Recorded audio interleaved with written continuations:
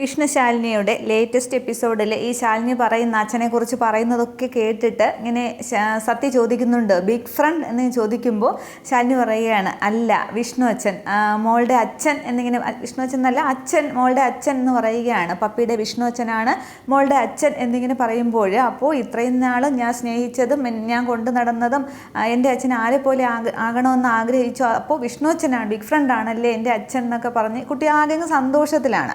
എന്നിട്ട് പറയുന്നുണ്ട്, ഇതെന്താ എന്നോട് പറയാതിരുന്നത്, എന്നിൽ നിന്ന് എന്തിനാ മറച്ചു വെച്ചത്, പറയമ്മയെന്നും പറഞ്ഞ് വീണ്ടും ചോദിക്കുകയാണ്. അന്നേരം മോൾക്ക് അറിയില്ലേ സത്യാമ്മയും അമ്മയുമായിട്ടുള്ള വഴക്ക്, അതുകൊണ്ടാണ് അത് കൂടുതൽ പ്രശ്നങ്ങൾക്ക് കാരണവും, അതുകൊണ്ടാണ് പറയാതിരുന്നതെന്ന് പറയുമ്പോൾ അമ്മയ്ക്ക് എന്നോടെങ്കിലും ഒന്ന് പറയാമായിരുന്നു എന്ന് പറയുന്നുണ്ട്. അന്നേരം ശാലിനി പറയുകയാണ്, ഇതൊക്കെ മനസ്സിൽ വച്ചിരുന്നാൽ മതി, നമുക്ക് പിന്നീട് എല്ലാവരോടും പറയാം, മോൾക്ക് അച്ഛനെ സ്നേഹിക്കുന്നതിന് യാതൊരു തടസ്സവുമില്ല, അച്ഛനും അങ്ങനെ തന്നെയാണ്, ഇപ്പോൾ പരാതിയൊക്കെ തീർന്നില്ല, സന്തോഷമായില്ലേ എന്ന് ചോദിക്കുകയാണ്. അന്നേരം സന്തോഷമായെന്നും പറഞ്ഞ് അവർ കൊച്ചിനെ അങ്ങോട്ട് കെട്ടിപ്പിടിക്കുന്നുണ്ട്. എന്നിട്ട് അങ്ങോട്ട് ഉമ്മ കൊടുക്കുകയാണ്. സത്യമാണെങ്കിൽ ശാലിനിക്ക് ഉമ്മ കൊടുക്കുന്നുണ്ട്, ശാലിനിയും തിരിച്ചു കൊടുക്കുകയാണ്. എന്നിട്ട് പറയുന്നുണ്ട്, പിന്നെ എനിക്ക് പ്രത്യേക ഒരു ചക്കര ഉമ്മ അമ്മയ്ക്ക് തരാനുണ്ട്, ഞാൻ റോൾ മോഡൽ ആക്കാനായിട്ട് ആഗ്രഹിച്ച വിഷ്ണു അച്ഛനെ തന്നെ എനിക്ക് അച്ഛനായിട്ട് തന്നതിന് പ്രത്യേകം ചക്കര ഉമ്മ എന്ന് പറഞ്ഞിട്ട് വീണ്ടും മൊത്തം കൊടുക്കുകയാണ്. അതിനുശേഷം ശാരദാമ്മയോട് പറയുകയാണ്, ശാരദാമ്മ ഇനി ഞാൻ ചോദ്യങ്ങളൊന്നും ചോദിച്ച് ബുദ്ധിമുട്ടിക്കില്ല കേട്ടോ എന്ന് പറഞ്ഞിട്ട് ശാരദാമ്മ ഒന്ന് കുനിഞ്ഞേന്ന് പറയുകയാണ്. അന്നേരം എന്തിനാ എന്ന് ചോദിച്ച് ശാരദാമ്മ കുനിയുന്നുണ്ട്. അന്നേരം ശാരദാമ്മയും കെട്ടിപ്പിടിച്ച് മുത്തം കൊടുക്കുകയാണ്, ശാരദാമ്മയും തിരിച്ചു കൊടുക്കുന്നുണ്ട്. അപ്പോൾ ഇനി എനിക്ക് എല്ലാവരോടും പറയണം, എനിക്ക് എൻ്റെ അച്ഛനെ തിരികെ കിട്ടിയെന്ന്, ആദ്യം ഞാൻ ഭഗവാനോട് പറയട്ടെ എന്ന് പറഞ്ഞിട്ട് കുട്ടി ഓടി പൂജാമുറിയിലേക്ക് പോവുകയാണ്. തുടർന്ന് ശാലിനി ഇരുന്നങ്ങ് പൊട്ടി കരയുകയാണ്. അന്നേരം ശാരദാമ്മ ആശ്വസിപ്പിക്കുന്നുണ്ട്, ഈ പ്രശ്നം ഇതൊക്കെ ഒരുവിധമായില്ലേ, അവൾക്ക് സന്തോഷമായല്ലോ, അപ്പോൾ പിന്നെ ഇത്രയും കാലം സത്യങ്ങൾ മറച്ചു വെച്ച ഈശ്വരൻ അവളെ പറ്റിച്ചതിന് ഈശ്വരൻ നമ്മളോട് പൊറുക്കുമായിരിക്കും എന്ന് പറയുമ്പോൾ എനിക്ക് പേടിയുണ്ട് അമ്മേ, നമ്മൾ മറച്ചു വെച്ച ഓരോ സത്യങ്ങളായിട്ട് പുറത്ത് വന്നുകൊണ്ടിരിക്കുകയാണ്, നമ്മൾ വെളിയിൽ വരരുതെന്ന് ആഗ്രഹിച്ച ആ സത്യം അറിഞ്ഞാൽ എന്തൊക്കെ ഉണ്ടാവുമെന്ന് പിന്നെ അറിയാമല്ലോ, അപ്പോൾ അമ്മയുടെ ദൈവങ്ങൾ അതിനും കൂടി വഴി കാണിച്ച് തരുമല്ലോ എന്ന് പറഞ്ഞിട്ട് ശാലിനി അങ്ങ് പോവുകയാണ്, അകത്തേക്ക് കയറി പോകുന്നുണ്ട്. അതേസമയം ശാരദാമ്മ ഇരുന്ന് പ്രാർത്ഥിക്കുകയാണ്, ഈശ്വര എൻ്റെ കുഞ്ഞുങ്ങളെ കാത്തോളണമെന്നും പറഞ്ഞ് ശാരദാമ്മ അവിടെ ഇരുന്ന് പ്രാർത്ഥിക്കുന്നുണ്ട്. ഇതേസമയം സത്യ പോയി പൂജാമുറിയിൽ പോയി പ്രാർത്ഥിക്കുന്നുണ്ട്, ഭഗവാനെ എനിക്ക് എൻ്റെ അച്ഛനെ തിരിച്ചു കിട്ടി, ഞാൻ അറിഞ്ഞില്ല വിഷ്ണു അച്ഛനാണ് എൻ്റെ അച്ഛൻ എന്നുള്ളത്, ഈശ്വരനെങ്കിലും സ്വപ്നത്തിലെങ്കിലും എന്നോട് പറയാമായിരുന്നില്ലേ, എന്നാലും എനിക്ക് അച്ഛനെ തിരിച്ചു കിട്ടിയല്ലോ, ഇനിയെങ്കിലും ഞങ്ങൾക്ക് സന്തോഷമായിട്ട് ജീവിക്കാൻ കഴിഞ്ഞാൽ മതിയായിരുന്നു എന്നൊക്കെ കുഞ്ഞിങ്ങനെ നിന്ന് പ്രാർത്ഥിക്കുമ്പോൾ അത് പിന്നിൽ നിന്ന് ശാലിനി കേട്ടുകൊണ്ട് നിൽക്കുന്നുണ്ട്. തുടർന്ന് കാണിക്കുന്നത് വിഷ്ണു ആണെങ്കിൽ ഉപേന്ദ്രൻ്റെ ആ തടിമില്ലിലേക്ക് വരുന്നുണ്ട്. അന്നേരമാണെങ്കിൽ ഉപേന്ദ്രൻ വിഷ്ണുവിനെ കണ്ടിട്ട് ചോദിക്കുകയാണ്, ആഹാ വിഷ്ണു ആണോ, പിന്നെ ചിറ്റപ്പൻ എന്തെങ്കിലും കൊണ്ടാണോ വന്നിരിക്കുന്നത്, എന്താ വണ്ടിയിലിരിക്കുകയാണോ എന്നൊക്കെ ചോദിക്കുകയാണ്. അന്നേരം പിന്നെ ചിറ്റപ്പൻ നമ്മുടെ കുടുംബത്തിന് ഒന്നായിട്ട് അങ്ങോട്ട് തന്നതല്ലേ, അത് തിരിച്ച് ഒന്ന് അറിയിക്കാനാണ് ഞാൻ വന്നത് എന്ന് പറയുമ്പോൾ, ഓ മൊടയായിട്ടാണോ വന്നിരിക്കുന്നത് എന്ന് പറഞ്ഞിട്ട് ആ ചുറ്റും നിൽക്കുന്ന ഗുണ്ടകളോടൊക്കെ പറയുന്നുണ്ട്, ഇത് വിഷ്ണു എൻ്റെ ചേട്ടൻ്റെ മോനാണ്, പണ്ട് പലിശയ്ക്ക് കൊടുത്ത് പിന്നെ പൈസയൊക്കെ തിരിച്ചു വാങ്ങുന്ന ഒരു കൊച്ചു തെമ്മാടിയായിരുന്നു എന്നൊക്കെ പറഞ്ഞിട്ട് ഇവന്മാരെയും ഈ ഗുണ്ടകളെയും വിഷ്ണുവിന് പരിചയപ്പെടുത്തുന്നുണ്ട്. ഇവന്മാരോട് ഒന്നും പറഞ്ഞാൽ മനസ്സിലാവില്ല, ഇവന്മാർക്ക് കള്ളപ്പണത്തിൻ്റെയും തടി ബിസിനസ്സിൻ്റെയും അതൊക്കെ മനസ്സിലാവുകയുള്ളൂ, പക്ഷേ ഇവന്മാർ ഇവിടെ നിൽക്കത്തില്ലെന്നേ, കേരളത്തിൽ നിൽക്കാനായിട്ട് ഇവന്മാർക്ക് പാടാണ്, ഇവന്മാരോട് നേരിട്ട് മുട്ടാനായിട്ടാണ് ഒരുത്തന്മാരും ഇവിടെ ഇല്ല, പിന്നെ ഇവന്മാരുടെയൊക്കെ അരയിൽ എപ്പോഴും ഒരു ടൂള് കാണും, പിന്നെ അതുകൊണ്ട് അവന്മാർക്ക് മർമ്മം നോക്കി കുത്താനും ഒക്കെ അറിയാം, പക്ഷേ അവന്മാർ പുറത്തെടുക്കില്ല, മുട്ടാനായിട്ട് തരക്കാരും ഇല്ല എന്നൊക്കെ ഇങ്ങനെ പറയുമ്പോൾ വിഷ്ണു അറിയുകയാണ്, ഞാൻ വിഷ്ണു, പിന്നെ പക്ഷേ ഞാൻ ടൂളൊന്നും അങ്ങനെ അങ്ങോട്ട് കൊണ്ട് നടക്കാറില്ല, പിന്നെ തണ്ടലിൻ്റെ ബലം കൊണ്ടാണ് ഞാൻ അങ്ങോട്ട് നിൽക്കുന്നത്, നല്ല നാടൻ തല്ല് കൈവശമുണ്ട്, ഇങ്ങോട്ട് കിട്ടിയാൽ അങ്ങോട്ടും തിരിച്ചു കൊടുക്കും എന്നൊക്കെ ഇങ്ങനെ വിഷ്ണു പറയുന്നുണ്ട്. അന്നേരം പിന്നെ ഈ ഉപേന്ദ്രൻ പറയുകയാണ്, ഞാൻ പ്രതീക്ഷിച്ചത് നിന്നെ അല്ല നിൻ്റെ അമ്മയാണ് പ്രതീക്ഷിച്ചതെന്ന് പറയുന്നുണ്ട്. അതിനു മുന്നേ ഉപേന്ദ്രൻ ചോദിക്കുന്നുണ്ട്, ഞാൻ ഒരു പ്രതികാരത്തിൻ്റെ കണക്ക് തീർക്കാൻ തന്നെയാണ് ഞാൻ വന്നത്, നിൻ്റെ അനിയനെ മുൻനിർത്തി ഞാൻ അങ്ങോട്ട് കളിച്ചതും അതുകൊണ്ട് തന്നെയാണ്, നിൻ്റെ അച്ഛൻ കാരണമാണ് ഞാൻ നാട് വിട്ടു പോയത്, അത് ഞാൻ മനസ്സിൽ സൂക്ഷിക്കുകയായിരുന്നു, അതിനു വേണ്ടി തന്നെയാണ്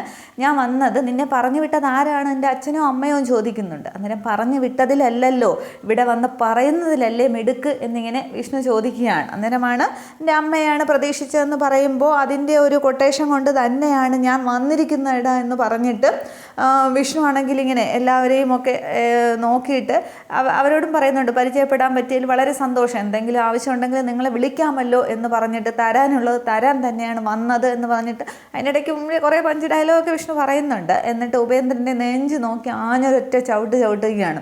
ആ ഒരു ചവിട്ടിൽ ഉപേന്ദ്രൻ ചെന്ന് താഴേക്ക് വീഴുന്നുണ്ട്. എല്ലാവരും ചേർന്ന് ഉപേന്ദ്രനെ പിടിച്ചെഴുന്നേൽപ്പിക്കുകയാണ്. ഒരു നിമിഷം ഉപേന്ദ്രൻ ഭയന്ന് പോകുന്നുണ്ട്.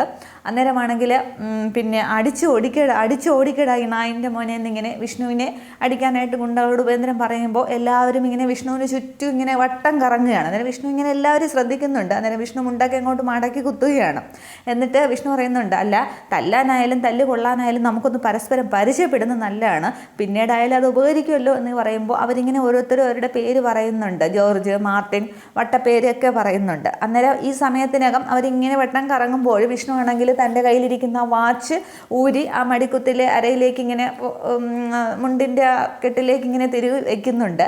എന്നിട്ട് പറയുകയാണ്, എൻ്റെ പേര് വിഷ്ണു, പക്ഷേ പുരാണത്തിലൊക്കെ പരിപാലനമാണ് എൻ്റെ ധർമ്മം, പക്ഷേ ഇവിടെ ഞാൻ ആടാൻ പോകുന്നത് പരമശിവൻ്റെ താണ്ഡവമാട എന്ന് പറഞ്ഞിട്ട് ഓരോരുത്തരെയായിട്ട് അങ്ങോട്ട് തല്ലുകയാണ്. ഓരോരുത്തരെയും തല്ലി അങ്ങോട്ട് വിഷ്ണു തല്ലുന്നത് കാണുമ്പോൾ ഉപേന്ദ്രൻ അന്തം വിട്ട് വായും പുളന്ന് നിൽക്കുകയാണ്. ഓരോരുത്തരും അടി കൊണ്ട് വീഴുന്നുണ്ട്, പിന്നെയും അടിക്കാൻ വരുന്നുണ്ട്. ആകെ ഒരു ഫൈറ്റ് സീൻ തന്നെയാണ്. അവസാനം എല്ലാത്തിനെയും ഉപേന്ദ്രൻ്റെ മുന്നിൽ വെച്ച് വിഷ്ണു ആണെങ്കിൽ തല്ലി ചതച്ചവിടെ ഇടുകയാണ്. അന്നേരം ഈ 3-4-5 പേരുണ്ട്. അവർ ഓരോരുത്തരുമായിട്ട് ഓരോ സ്ഥലങ്ങളിലേക്ക് അങ്ങ് ഓടിപ്പോവുകയാണ്. അന്നേരം ഉപേന്ദ്രനോട് ചോദിക്കുന്നുണ്ട് വിഷ്ണു എവിടെയും ചോദിക്കും. ഉപേന്ദ്രൻ ഛേ എന്നും പറഞ്ഞുകൊണ്ട് ഉപേന്ദ്രൻ നിൽക്കുകയാണ്. എത്രയും നേരം കാണിച്ച ഗുണ്ടകളെല്ലാം വിഷ്ണുവിന് നിസ്സാര നേരം കൊണ്ട് വിഷ്ണു കീഴ്പ്പെടുത്തിയത് കണ്ട് പിന്നെ പേടിച്ച് ഉപേന്ദ്രൻ നിൽക്കുകയാണ്. ഇതേസമയം ഉപേന്ദ്രനാണെങ്കിൽ ആ നെഞ്ചിലങ്ങോട്ട് വിഷ്ണു ചവിട്ടിയല്ലോ, അതിൽ ഒരു ചുമച്ചൊക്കെ ഇങ്ങനെ നിൽക്കുമ്പോൾ അല്ല അവന്മാർ ടൂളൊന്നും കണ്ടില്ലല്ലോ, എവിടെ എടുക്കാനുള്ള സമയം കിട്ടിയില്ലേ എന്നൊക്കെ ഇങ്ങനെ ചോദിക്കുമ്പോൾ ഉപേന്ദ്രനാകെ പേടിച്ച് നിൽക്കുകയാണ്. അന്നേരം എന്താ നിൻ്റെ ഉദ്ദേശം എന്ന് ചോദിക്കുമ്പോൾ കൊല്ലാൻ തന്നെയാണ് വന്നത്, പക്ഷേ എൻ്റെ അച്ഛൻ്റെ ചോര ആയതുകൊണ്ട് പിന്നെ ഈ ഒരു പ്രാവശ്യത്തേക്ക് ഞാനങ്ങോട്ട് ക്ഷമിക്കുകയാണ് എന്ന് പറഞ്ഞിട്ട് നിൻ്റെ ഈ ജീവിതം എൻ്റെ അച്ഛൻ്റെ ഭിക്ഷയാടാന്ന് പറഞ്ഞിട്ട് ചെറിയൊരു തള്ളൊക്കെ അങ്ങോട്ട് തള്ളുന്നുണ്ട്. എന്നിട്ട് വിഷ്ണുവിന് കലി അങ്ങോട്ട് അടങ്ങുന്നില്ല. വിഷ്ണു പറയുകയാണ്, കൈയൊക്കെ ഇങ്ങനെ ഒരു കൈ ഇങ്ങനെ മറ്റേ കയ്യിലെ വെള്ളയിലേക്ക് ഇങ്ങനെ ഇടിച്ചിട്ട് വിഷ്ണു പറയുകയാണ്, എന്നാലും എൻ്റെ കുടുംബം കുളം തോണ്ടിയല്ലേ, അതുകൊണ്ട് 2 എണ്ണം നിനക്കിട്ട് പൊട്ടിച്ചിട്ടേ ഞാൻ അടങ്ങും, 2 എണ്ണം നീ എൻ്റെ നിന്ന് വാങ്ങിച്ചേ മതിയാകൂ എന്ന് പറഞ്ഞിട്ട് കാരണം നോക്കി വിഷ്ണു 2 അടി അങ്ങോട്ടും ഇങ്ങോട്ടും കൊടുക്കുകയാണ്. അടി കൊണ്ട് ഉപേന്ദ്രൻ ചെന്ന് വീഴുന്നുണ്ട്. പക്ഷെ എന്നിട്ടും വിഷ്ണുവിൻ്റെ കലി അവസാനിക്കുന്നില്ല. വിഷ്ണു ഉപേന്ദ്രൻ്റെ ആ ഷർട്ടിന് പിടിച്ചുകൊണ്ട് അകത്തേക്ക് ആ തടിമില്ലിനകത്തേക്ക് പോവുകയാണ്. അകത്തേക്ക് ചെന്നിട്ട് ആ തടി ഇറക്കുന്ന മെഷീൻ്റെ ആ ബ്ലേഡ് ഉണ്ടല്ലോ, ആ മേശപ്പുറത്തേക്ക് ഉപേന്ദ്രനെ അങ്ങോട്ട് പിടിച്ച് തള്ളിയിട്ട് ആ മെഷീൻ അങ്ങോട്ട് ഓണാക്കുകയാണ്. അന്നേരം മെഷീൻ ഇങ്ങനെ കറങ്ങുന്നുണ്ട്, ആ തടി ഇറക്കുന്ന.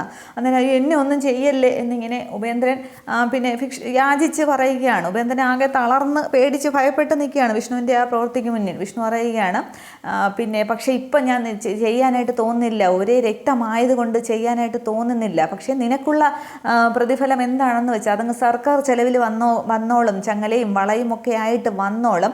ഇനി നിൻ്റെ ഈ പുഴുത്ത നാവ് കൊണ്ട് എൻ്റെ അമ്മയുടെ പേര് പോലും ഉച്ചരിച്ച് പോകരുത്, അങ്ങനെ ഉച്ചരിച്ചാൽ എന്ന് പറഞ്ഞിട്ട് ഷർട്ടിനെ കുത്തി പിടിച്ചിരിക്കുകയാണ്. വിഷ്ണു ആണെങ്കിൽ ഒരു കൈ കൊണ്ട് കവിളിൽ ഇങ്ങനെ തലോടിയിട്ട് പറയുകയാണ്, ഇതിന് മുകളിൽ ഈ തല ഉണ്ടാവില്ല കേട്ടോടാ എന്ന് പറഞ്ഞിട്ട് പിടിച്ചൊരൊറ്റ തള്ളിയിട്ട് വിഷ്ണു അങ്ങ് ആ മുണ്ടൊക്കെ അങ്ങോട്ട് മടക്കുത്തി നല്ല സ്ലോ മോഷനിൽ ജീപ്പിൽ കയറി അങ്ങോട്ട് പോകുന്നുണ്ട്.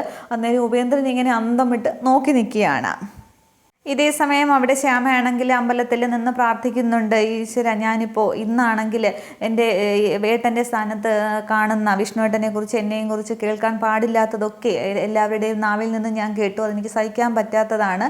ഇപ്പോൾ എനിക്ക് ഭർത്താവില്ല, പിന്നെ മകളില്ല, ആരുമില്ല, ജീവിതത്തിൻ്റെ കെട്ടുപാടില്ല, ഒന്നുമില്ല, ഞാൻ തികച്ചും സ്വതന്ത്രയാണ്, എനിക്ക് എവിടെ വേണമെങ്കിലും പോകാൻ വരാം, മരിക്കാൻ വരെ തീരുമാനിക്കാം, പിന്നെ എനിക്ക് ഇനി ഇങ്ങനെ ഒരു ജീവിതം എന്തിനാണ്, അതുകൊണ്ട് മരിക്കാനുള്ളൊരു തീരുമാനം ഞാൻ എടുക്കുകയാണ്.